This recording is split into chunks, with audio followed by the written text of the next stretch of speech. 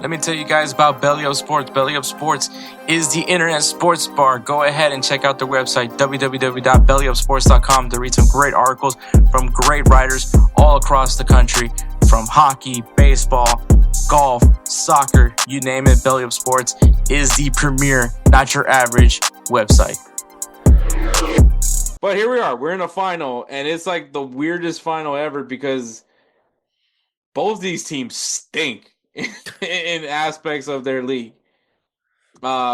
In the Premier League, both these teams are in complete disarray, and yet they have found themselves in the Europa League final. And here's the thing: both these teams, both Manchester United and Tottenham, are playing for a shot to be in the Champions League next year. That's what's on the line. A team that is not even sniffing Europa Conference League in the league standings have a shot at making the Champions League next year. Yeah, I'm looking at their table right now. Tottenham is 5 off bottom. Man United 6 off bottom. I don't even want to try to do the math. I believe that's 15th and 14th in the league. Mm-hmm. Yeah. This is like this. You remember they still gift the Champions League position to financial fair play teams too. I've heard this. This is referred to as El Clownico. I'm gonna need an explanation, sir. El Clownico. Oh, there. Okay. And it's so I saw it was literally they so the meme was where they are on the table, like where they are position wise on the table, and then there's an image of just two clowns just doing like a little, I guess, like a face off. So I thought you said Clinico at first, and I was like, oh, that's not a clinic I want to be at. I know. El Clownico. Clownico. Fair enough.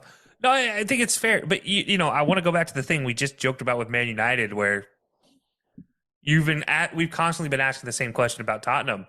Okay, well, is this finally the matchup that one of these two teams needs to just, like, the bad luck will get rubbed off on the other one, and maybe they can finally shake it loose? Personally, I hope not. I hope they continue their misery. But at the same time, you look at this as somebody's got to win. I hope. But yeah, this is wild. I don't know if I've ever seen something like this where you have two bottom 7 teams matching up in a European final in anything. I think for a chance to get a chance to get to a league higher in Europe next year. It is a wild situation. It begs the question: should we just be qualifying for Champions League in the summer leading up to the season and not the year before? But I digress. So I have a dumb question here. So yeah. Premier League, right? We have 5 spots, right, to go to the Champions League. So, yeah. Yes. Does Tottenham and Manchester United, would that take away that 5th spot? Yes. So Man City could literally just not be in the Champions League. Where are they still 5th? No, it would be Chelsea could potentially not. But then if Chelsea wins, they also get a nod. So there's 2 potentials here. I don't know how they're going to take this, because what they had done in the past is if you win a league, then they add another team from your league into the Champions League pool. So right now, with the way the table is set up, if Chelsea wins and let's say Man United win, okay, Chelsea gets a Champions League spot automatically. That would make Nottingham Forest a Champions League team, and that would make Aston Villa a Europa League team, potentially, if that's the way they do it, with then also the winner of the Man United Tottenham game also getting a Champions League, because those are automatic bids to the next round. That's, I think, how and then what they'd end up doing is taking a position away from a lesser league if there's multiple positions for that league. But there's so many teams, probably not. But yeah, in the past, if a top 5 team won and they automatically qualified some other way, that position moves down one. But I don't know. Now, I've never seen it from outside winning the role, what that does. It might actually take it back up. So it might be if Chelsea wins and United win, then it just stays net neutral and Nottingham Forest still goes to the Europa League, which okay, nothing lost, nothing gained, but I mean, I would still just frustrating. love that scenario where like that fifth place team just doesn't get to go to the Champions League, even though. Yeah, and that's the thing is Newcastle sitting at fourth would be the next team because Chelsea's at fifth, Newcastle's at Wait, fourth, where's Man City then? Man City's at third. Holy hell! Yeah, What a bounce back for them. there's a 1 point difference between third and fifth, so there's a possibility they can still slide. But yeah, it is definitely one of those things where you look at it, and Newcastle, if they completely screw this up, Newcastle could be sitting here looking at a Europa League spot, and Nottingham Forest getting nothing, and that would be even crazier to think about. Yeah, Jesus Christ. That would be unfair because you finish top 4 in the English Premier League and you don't get to go to the Champions League. That would be frustrating. I think that still happens for them. What was that? There was this one year. It was the Bayern Munich Chelsea Champions League final. Mhm.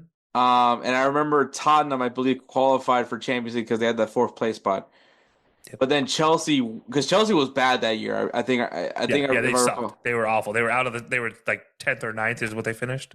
Chelsea won the Champions League final, which then took Tottenham out of the Champions League because then they had to take that finals. They had to take that fourth spot.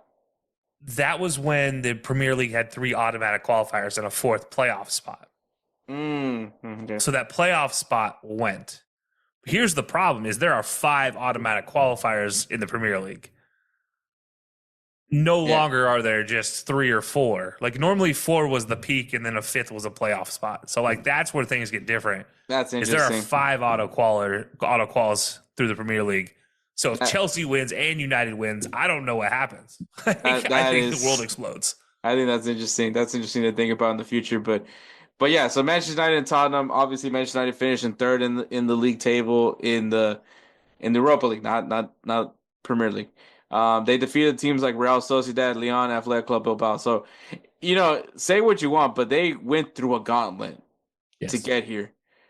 Even despite finishing in third. Tottenham finished in fourth. Shocking. They defeated teams like AZ Alkmaar, Eintracht Frankfurt. I'm so disappointed in them. And Bodo Glimt. So, definitely the easier pathway was on Tottenham. And I mean, like I already said it, Manchester United versus Lyon, I think that was like the best game in the Europa League this year. Yes. Maybe second best game in all of the European games this year. Oh, I mean, there's one game that the one matchup that just topped all of them. But I think this one is probably second only to that. I mean, realistically, I think that's how good of a matchup that was. No, yeah, for sure. But I mean, obviously, I think it similar to the Chelsea versus Real Betis the Europa Conference League final. I'm clearly very much biased towards one side. I don't know which one it is, honestly, because I know you hate one for one reason, and I know you hate the other for the other reason. I'm actually surprised. I'm going to be surprised whichever way you go, honestly.